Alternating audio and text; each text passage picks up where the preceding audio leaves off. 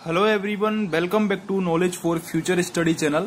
मैं हूं जुगल शर्मा और हम डिस्कस कर रहे हैं आरएसएम एसएसबी जेई का ग्राम विकास अधिकारी का जो पेपर हुआ था 27 दिसंबर 2021, उसके राजस्थान जीके के सारे क्वेश्चंस। हम राजस्थान जीके की सीरीज कर रहे हैं। आरएसएम एसएसबी के जितने भी अब तक पेपर हुए हैं, ये चौथी वीडियो है उसकी। 3 वीडियो हम पहले ही डिस्कस कर चुके हैं, तो आइए डिस्कस करते हैं। अगर आप चैनल पर नए हो तो चैनल को सब्सक्राइब करके सपोर्ट जरूर करें। पहला क्वेश्चन है वाद्य यंत्र जो कच्छी घोड़ी नृत्य में बजाया जाता है। ऑप्शंस है अलगोजा, झांझ, सुरनाई और कामायचा। तो करेक्ट आंसर है यहाँ पर झांझ वाद्य यंत्र बजाया जाता है कच्छी घोड़ी नृत्य में। ठीक है, अच्छा क्वेश्चन है, इंपॉर्टेंट है। कच्छी घोड़ी जो नृत्य है वो शेखावटी क्षेत्र का है और एक टाइप का व्यावसायिक नृत्य है। ये व्यावसायिक नृत्य वो नृत्य होते हैं जिनसे हमको पैसा मिलता है, यानी कि व्यवसाय के लिए लोग करते हैं। भाम्बी समुदाय के लोग इसको करते हैं। भाम्बी समुदाय, क्वेश्चन आ चुका है भाम्बी समुदाय वाला। एक यहां पर है अलगोजा। अलगोजा भी एक वाद्य यंत्र है और ये किस टाइप का वाद्य यंत्र है? ये सुशिर वाद्य यंत्र है। ये क्वेश्चन पूछा जाता है, इसलिए मैंने आपको बता दिया है। अलगोजा सुशिर वाद्य यंत्र है। ठीक है, एक क्वेश्चन आता है सतारा। सतारा जो वाद्य यंत्र है वो इसमें लग तो रहा है तार, ये लगता तो तत्वाद्य यंत्र जैसा है, लेकिन सतारा भी क्या है? एक प्रकार का सुशिर वाद्य यंत्र है। ठीक है, तो ये आपको याद रखना है, सतारा सुशिर वाद्य यंत्र है, अलगोजा भी सुशिर वाद्य यंत्र है और कच्छी घोड़ी नृत्य में झांझ नामक वाद्य यंत्र काम में आता है और ये शेखावटी में व्यावसायिक नृत्य है। ठीक है, अगला क्वेश्चन है लोक नाट्य चार वेद किस शहर से संबंधित है? तो चार वेद कला ये टोंक से संबंधित है। मुस्लिमों ने शुरू करी थी ये। ठीक है, तो टोंक यहां पर सी ऑप्शन हमारा करेक्ट हो जाएगा। भरतपुर की बात करें तो भरतपुर की नौटंकी प्रसिद्ध है, जो कि जानकी लाल भांड ने शुरू करी थी। ठीक है, अलवर की बात करें तो अलवर का अली बख्शी ख्याल प्रसिद्ध है। अली बख्शी ख्याल प्रसिद्ध है अलवर का। भरतपुर में और क्या पूछा जाता है? भरतपुर का बम रसिया नृत्य भी फेमस है। ठीक है, बम रसिया नृत्य भरतपुर का फेमस है। इसके अलावा भरतपुर का रतवाजा, रतवाई, ये भी फेमस है। ठीक है, ये आपको याद रखनी है। अगला क्वेश्चन है निम्नलिखित में से कौन सा युगल नृत्य है? ऑप्शंस है चरी नृत्य, संकरिया नृत्य, मांदल या फिर गींदड़ नृत्य। हमसे पूछा युगल। युगल का मतलब है जिसमें स्त्री पुरुष दोनों भाग लेते हों। तो चरी नृत्य केवल महिलाओं का है। चरी नृत्य में किशनगढ़ की फेमस नृत्यांगना है फल्गुबाई, वो प्रसिद्ध है। चरी नृत्य किस समाज का है ये भी पूछा जाता है, तो गुर्जर जाति का ये नृत्य है चरी नृत्य। ठीक है, ये क्वेश्चन भी आता जाति से संबंधित, जैसे कालवेलियों का कौन सा नृत्य है, कंजर जाति का कौन सा नृत्य है। ठीक है, ऐसे नृत्य, भील जाति का कौन सा नृत्य है, ये पूछे जाते हैं क्वेश्चन। संकरिया नृत्य, संकरिया नृत्य कालवेलिया जनजाति का है, ये आपको जरूर याद रखना है। संकरिया कालवेलिया जाति का नृत्य है और युगलों के द्वारा ये किया जाता है, यानी कि स्त्री पुरुष दोनों के द्वारा ये नृत्य किया जा सकता है। गींदड़ नृत्य पुरुष के द्वारा शेखावटी में होली के अवसर पर किया जाता है। मांदल नृत्य ये भी पुरुषों के द्वारा किया जाता है। युगल नृत्य नहीं है मांदल नृत्य। ठीक है, मांदल नृत्य, तो यहां पर हमारा आंसर हो जाएगा संकरिया नृत्य। अगला क्वेश्चन है निम्नलिखित में से कौन सा शासक चित्रकला शैली सुमेलित नहीं है? सुमेलित नहीं है, ये हमसे पूछा है। फर्स्ट है राज सिंह फर्स्ट, जिसके नाथद्वारा शैली से संबंधित है। बिल्कुल सही बात है, क्योंकि नाथद्वारा का जो मंदिर है ना, वो राज सिंह के टाइम पर ही बनवाया गया था। इस मंदिर को हवेली कहा जाता है। वल्लभ संप्रदाय की यहाँ पर प्रमुख पीठ है नाथद्वारा में। कृष्ण जी की यहाँ पर पूजा होती है श्रीनाथ जी के रूप में। ठीक है, जब औरंगजेब ने मंदिरों को तोड़ने का आदेश दिया था तो उस टाइम ये वृंदावन से मूर्ति लाई गई थी, संत लेके आए थे और राज सिंह ने उन्हें शरण दी थी। तो फर्स्ट ऑप्शन हमारा सही बात है। सेकंड है अनूप सिंह, बीकानेर के काल में, ये भी सही बात है। अनूप सिंह का काल बीकानेरी चित्रकला का स्वर्णकाल कहा जाता है, तो सेकंड ऑप्शन भी करेक्ट हो गया। थर्ड है सावन सिंह किशनगढ़, ये भी सही बात है। सावन सिंह किशनगढ़ के राजा थे और इनके टाइम का प्रमुख चित्र है बनी ठनी। बनी ठनी जिसे भारतीय मोनालिसा कहते हैं, किसने बनाया था? मोरदज निहाल चंद। मोरदज निहाल चंद ने चित्र बनाया था। ठीक है, तो तीनों ऑप्शन करेक्ट है। तो बचा कौन सा? विजय सिंह। विजय सिंह देवगढ़ से संबंधित नहीं थे। ठीक है, तो सी ऑप्शन हमारा करेक्ट हो जाएगा आंसर में। अगला हमारा क्वेश्चन है यदि हम लूनी नदी के किनारे इसके उद्गम से अंत तक यात्रा करते हैं तो हम इसकी सहायक नदियों को किस क्रम में पाएंगे? बात की गई है लूनी नदी की। तो सबसे पहले लूनी नदी में उद्गम में सबसे पहले गोहिया नदी आकर मिलती है। उसके बाद मिलती है इसमें बांडी नदी, उसके बाद सूखड़ी नदी मिलती है और फिर जवाई नदी इसमें आकर मिलती है। ठीक है, ये इनका क्रम है जो कि आपको याद रखना है। इंपॉर्टेंट क्वेश्चन है, गलत कर सकते हो, बहुत ज्यादा इंपॉर्टेंट है। लिख लेना कहीं इस क्वेश्चन को और तब याद करना। गुइया सबसे पहले मिलती है, उसके बाद मिलती है बांडी, बांडी के बाद मिलती है सूखड़ी और सूखड़ी के बाद मिलती है जवाई। राजस्थान में किस पेड़ को जंगल की आग कहा जाता है? सबको पता है पलाश को जंगल की आग कहा जाता है। सबसे ज्यादा वृक्ष राजस्थान में धोकड़ा वृक्ष पाए जाते हैं, सबसे ज्यादा वृक्ष। ठीक है, सबसे ज्यादा वन राजस्थान में धोकड़ा के वन पाए जाते हैं। खेजड़ी हमारा राज्य वृक्ष है, खेजड़ी हमारा राज्य वृक्ष है। जो महुआ वृक्ष है ये भील जनजाति में प्रसिद्ध है, महुआ की शराब बनाते हैं भील जनजाति के लोग। ठीक है, इसके अलावा भीलों में एक पीपल वृक्ष भी प्रसिद्ध है, पीपल वृक्ष को भी पूजा जाता है वहां पर। ठीक है, तो ये क्वेश्चन भी आता है, याद रखना है। अगला हमारा क्वेश्चन है दजिया और चिमाता राजस्थान की किस जनजाति से संबंधित हैं? तो दजिया और चिमाता ये भील जनजाति से संबंधित है और ये कृषि का एक प्रकार है, कृषि का स्थानांतरित कृषि बोलते हैं इसको, स्थानांतरित कृषि। ठीक है, तो दजिया और चिमाता राजस्थान की भील जनजाति से संबंधित हैं। भील जनजाति उदयपुर में पाई जाती है सबसे ज्यादा, उदयपुर बांसवाड़ा में। ठीक है, सबसे ज्यादा फर्स्ट नंबर पर जो जाति है मीना जनजाति की जनसंख्या ज्यादा है, सेकंड नंबर पर भील जनजाति है, थर्ड पर गरासिया है। ठीक है, गरासिया जनजाति पाई जाती है सिरोही में, गरासिया सिरोही में पाई जाती है। ठीक है, और अगर सहरिया की बात करें तो सहरिया जनजाति 12 में पाई जाती है। सीताबाड़ी का कुंभ सहरिया जनजाति में होता है। सहरी जनजाति एक प्रकार से क्वेश्चन आता है, आदिम जनजाति कौन सी है? तो आदिम जनजाति सहरिया जनजाति है, यह भी आपको याद रखना है।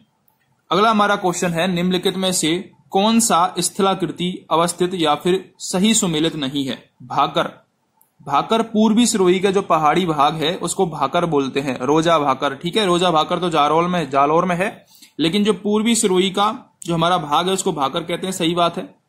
गिरवा उदयपुर की जो तस्तरी नुमा पहाड़ियां हैं, तस्तरी नुमा पहाड़ियां उदयपुर के चारों ओर, तो उनको गिरवा कहते हैं, ये भी सही बात है। भोराट का पठार कुंभलगढ़ से गोगुंदा तक फैला हुआ है, ये भी सही बात है। तो तीनों ऑप्शन हमारे सही हो गए, तो गलत क्या होगा? चौथा ऑप्शन, रामगढ़ पहाड़ी राजसमंद में दे रखी है, जो कि बिल्कुल गलत है। रामगढ़ पहाड़ी कहां पर है? हाड़ौती में, और हाड़ौती में भी किस क्षेत्र में है? 12 में है ये। ठीक है, ये क्वेश्चन भी पूछा हुआ है, हाड़ौती भी पता हो सकता है आपको, लेकिन 12 आपको जरूर याद रखना कि रामगढ़ पहाड़ी 12 में है। ठीक है, तो ये 8 क्वेश्चन थे जो कि ग्राम विकास अधिकारी में पूछे गए थे। अगर आप चैनल पर नए हो तो प्लीज चैनल को सब्सक्राइब जरूर करें। अगला क्वेश्चन है निम्नलिखित में से कौन सा नस्ल पशु सुमेलित नहीं है? खेरी बकरी की नस्ल नहीं है, तो पहला ही हमारा ऑप्शन है जो सही हो जाएगा, आंसर हमारा पहला होगा।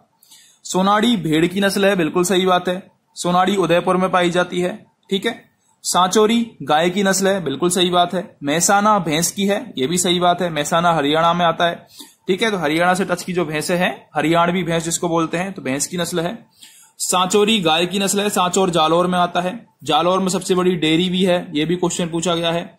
गाय की 4 नस्लें ज्यादा फेमस हैं, तो राठी कहाँ पाई जाती है? गंगानगर बीकानेर हनुमानगढ़ में। ठीक है, ये कौन कौन सी नस्लों के सम्मिश्रण से बनी है? सिंधी और साहिवाल, सिंधी और साहिवाल से मिलकर बनी है राठी नस्ल। ठीक है, ये आपको याद रखना है। इसके अलावा राठी के अलावा थारपारकर पश्चिमी राजस्थान में पाई जाती है। कांकरेज, ये सांचौर वाला जो एरिया है ना, उसमें कांकरेज पाई जाती है। गिर अजमेर में पाई जाती है, अजमेर जो बीच का एरिया है, मेरवाड़ा एरिया, उसमें पाई जाती है।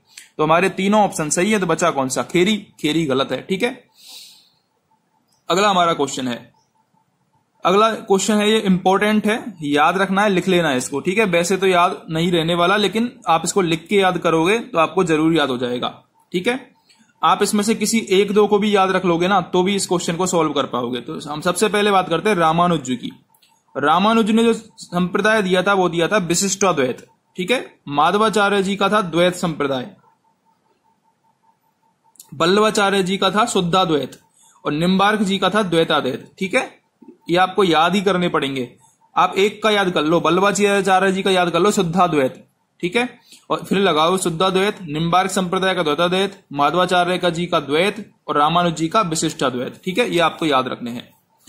अगला हमारा क्वेश्चन है पशु मेले और उनका स्थान, हमसे पूछा है पशु मेले और उनका स्थान।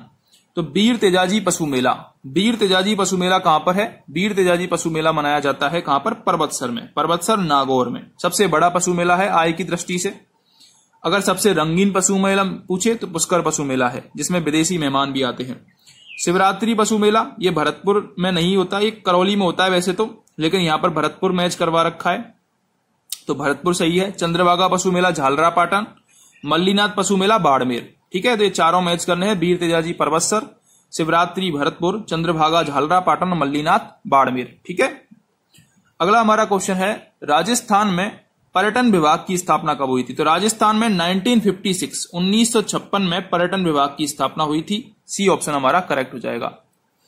अगला हमारा क्वेश्चन है किसकी सिफारिशों के आधार पर आबू व देलवाड़ा तहसील को राजस्थान में मिलाया गया था? बहुत ज्यादा इंपॉर्टेंट क्वेश्चन है, पूछा जा सकता है क्योंकि राजस्थान से एकीकरण से तो क्वेश्चन आता ही आता है, ये तो फिक्स है। अब हमसे पूछा है आबू देलवाड़ा। आबू देलवाड़ा आपको पता होगा सप्तम चरण में शामिल हुए थे, 7 चरण थे राजस्थान के एकीकरण के, सबसे लास्ट वाला चरण था उसमें आबू देलवाड़ा शामिल हुए थे अजमेर के साथ। ठीक है, अब जो आबू देलवाड़ा है उनको फजल अली आयोग था, उसकी सिफारिश पर मिलाया गया था। क्या नाम है? फजल अली। इनकी सिफारिश पर आबू देलवाड़ा को राजस्थान में मिलाया गया था। पहले क्या किया था, जो आबू क्षेत्र था उसको बंबई प्रांत को दे दिया गया था, लेकिन बाद में राजस्थान में शामिल किया गया फजल अली। अगला हमारा क्वेश्चन क्या है? अगला हमारा क्वेश्चन है ग्रियर्सन ने किस बोली को भीलों की बोली कहा है? तो जो बागड़ी बोली है उसको ग्रियर्सन ने भीली बोली कहा है।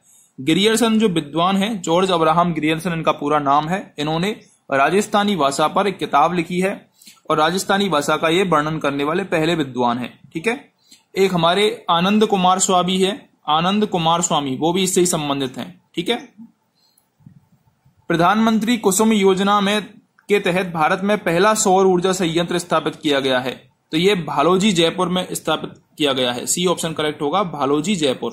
प्रधानमंत्री कुसुम योजना, भालोजी जयपुर।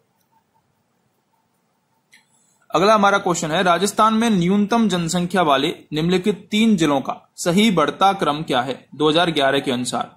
तो सही बढ़ता क्रम है जैसलमेर, प्रतापगढ़ और सिरोही। ये न्यूनतम जनसंख्या वाले जिले हैं, उनका सही क्रम है जैसलमेर, प्रतापगढ़ और सिरोही। अगला क्वेश्चन है हमारा राजस्थान में मई और जून में सर्वाधिक धूल भरी आंधियां किस जिले में चलती हैं? तो यदि धूल भरी आंधियों की बात की जाए तो गंगानगर में सर्वाधिक धूल भरी आंधियां चलती हैं। सी ऑप्शन हमारा यहां पर करेक्ट होगा। अगला क्वेश्चन है राजस्थान में निम्नलिखित में से कौन सा एक बालू का स्तूप का प्रकार नहीं है? बरखान, सीफ, पैराबोलिक या फिर थली। देखो पैराबोलिक जो बालू का स्तूप है ये सबसे ज्यादा पाए जाते हैं राजस्थान में, सबसे ज्यादा। ठीक है, अगर बात करें बरखान की तो ये अर्धचंद्राकार बालू का स्तूप होते हैं, अर्धचंद्राकार। ठीक है, गंगानगर, सूरतगढ़, चूरू वाला जो एरिया है वहां पर पाए जाते हैं। सीफ भी हमारे बालू का स्तूप का प्रकार है, केवल थली बालू का स्तूप का प्रकार नहीं है। डी ऑप्शन हमारा करेक्ट हो जाएगा। अगला क्वेश्चन है राजस्थान राज्य में कृषि गणना 2015-16 के अनुसार कुल पुरुष प्रचलित जोतों की संख्या कितनी है? क्या पूछा है? कुल पुरुष प्रचलित जोतों की संख्या, तो ये 68.66 लाख है कुल पुरुष प्रचलित जोतों की संख्या। कृषि से संबंधित क्वेश्चन है, आर्थिक समीक्षा का क्वेश्चन है, आपको प्रचलित जोत पता होना चाहिए। कितना कृषि हेक्टेयर है, कितनी जोत है, पर व्यक्ति कितनी जोत है, ठीक है, सारा वन क्षेत्र कितना है, ये सारी चीजें आपको पता होनी चाहिए, अलग से आपको वीडियो देखनी पड़ेगी। राजस्थान सरकार ने उद्योग विभाग का नया नाम बदलकर क्या रख दिया है? तो उद्योग विभाग का नाम रख दिया है उद्योग एवं वाणिज्य विभाग। डी ऑप्शन यहां पर करेक्ट होगा, उद्योग एवं वाणिज्य विभाग। प्रधानमंत्री कृषि सिंचाई योजना सूक्ष्म सिंचाई के वित्त पोषण के पैटर्न केंद्र और राज्य में कितने हैं? तो प्रधानमंत्री कृषि सिंचाई योजना में 60:40 का पैटर्न है केंद्र और राज्य सरकार का। ठीक है, ये आपको याद रखना है, बी ऑप्शन यहां पर करेक्ट होगा।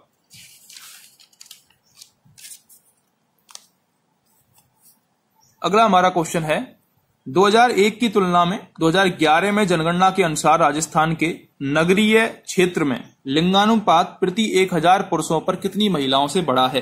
तो प्रति 1000 पुरुषों पर 1024 हो गया, यानी कि 24 से बढ़ गया है। डी ऑप्शन करेक्ट होगा। 1822 में गठित मेरवाड़ा बटालियन का मुख्यालय कहां था? तो मेरवाड़ा बटालियन का मुख्यालय था ब्यावर में, क्योंकि मेरवाड़ा की पहाड़ियां मेर जाति ये अजमेर के पास ब्यावर के आसपास पाई जाती, वहां पर मेरवाड़ा बटालियन का मुख्यालय था। अगला हमारा क्वेश्चन है कमला और इलायची किस चित्रकला शैली से संबंधित हैं? तो कमला और इलायची ये नाथ द्वारा संबंधित है। अगर बात करें अजमेर की, तो अजमेर की एक प्रमुख चित्रकार है साहिबा, पूछी जाती है एग्जाम में, साहिबा महिला चित्रकार है, अजमेर की है। अगला है मिर्जाई, दुतई, डगला, ये किसके प्रकार हैं? ये अंगरखी के प्रकार हैं। ए ऑप्शन करेक्ट होगा, मिर्जाई, दुतई और डगला। निम्न में से किस मुख्यमंत्री को डीग गोलीकांड के बाद इस्तीफा देना पड़ा था? तो इस्तीफा देना पड़ा था शिवचरण माथुर को। डी गोलीकांड हुआ था 1985-84 के आसपास, तो 23 फरवरी 1985 को डी गोलीकांड के बाद इस्तीफा देना पड़ा था शिवचरण माथुर जी को। राजस्थान में किस वर्ष जिला ग्रामीण विकास अभिकरण DRDA का विलय जिला परिषद में किया गया? तो जिला परिषद में 2003 में DRDA का विलय किया गया था, जिला ग्रामीण विकास अभिकरण का। 2018 तक राजस्थान विधानसभा के कितने आम चुनाव संपन्न हो चुके हैं? तो 2018 तक 15 आम चुनाव संपन्न हो चुके हैं। ठीक है, 15 आम चुनाव 2018 तक हो चुके हैं। राजस्थान सिविल सेवा प्राधिकरण कहाँ स्थित है? राजस्थान सिविल सेवा अपील अधिकरण जयपुर में स्थित है। कहां पर? जयपुर में। तो डी ऑप्शन हमारा करेक्ट हो जाएगा। राजस्थान राज्य महिला आयोग के संबंध में कौन से कथन सत्य हैं? आयोग के अध्यक्ष व सदस्यों की नियुक्ति राज्यपाल करता है। महिला आयोग के बारे में है ये, तो ये गलत बात है। ठीक है, हमसे पूछा सत्य कथन कौन से, ये गलत बात है। आयोग का गठन 15 मई 1999 को हुआ, बिल्कुल सही बात। यह गैर संवैधानिक और परामर्शकारी निकाय है, यह भी सही बात है। इसका कार्य महिला उत्पीड़न से संबंधित शिकायतें सुनना व उनकी जांच करना है, यह भी सही बात है। सेकंड थर्ड बोर्ड यहां पर करेक्ट है, फर्स्ट ऑप्शन यहां पर करेक्ट नहीं है। अगला हमारा क्वेश्चन क्या है? अगला हमारा क्वेश्चन है राजस्थान में लोकायुक्त वार्षिक प्रतिवेदन किसको प्रस्तुत करता है? तो राजस्थान में लोकायुक्त राज्यपाल को वार्षिक प्रतिवेदन प्रस्तुत करता है, बी ऑप्शन करेक्ट है। राजस्थान में लोकायुक्त वार्षिक प्रतिवेदन राज्यपाल को प्रस्तुत करता है। वर्ष 2020 तक राजस्थान में पंचायती संस्थाओं के लिए कितनी बार चुनाव हो चुके हैं? पंचायती संस्थाओं के लिए 11 बार। विधानसभा की बात करें तो 2018 तक 15 बार। ठीक है, दोनों आपको याद रखने हैं। अगर आपको वीडियो हेल्पफुल लगी हो तो चैनल को सब्सक्राइब जरूर करें, वीडियो को लाइक और शेयर जरूर करें। Thank you.